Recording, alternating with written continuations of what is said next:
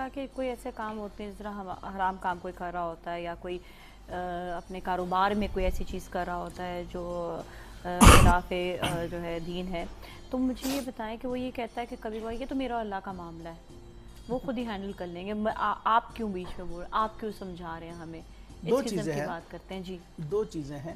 ایک چیز تو یہ ہے کہ کسی چیز کو برا کہنا، اور ایک چیز ہے کہ اس کی سزا اور جزا کا معاملہ کیا ہوگا. یقیناً سود کا تو اسلامی ریاست کا کام ہے کہ وہ سود کو پنپنے سے اپنے معاشرے میں روکے، لیکن اگر کوئی سود کا لین دین کر رہا ہے تو وہ اللہ رب العزت کی بارگاہ میں گناہ گار ہے. لیکن اگر وہ ساتھ میں کہے کہ میرا اور اللہ کا معاملہ ہے، ہرگز ایسا نہیں ہے.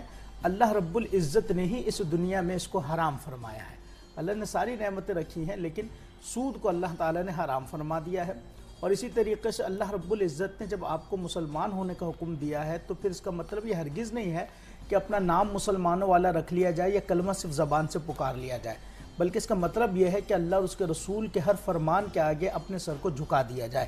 انہی میں سے ایک ہے کہ سود کی حرمت اللہ نے جب بیان کی ہے تو سود کو تسلیم کیا جائے، اس کو حرام مانا جائے.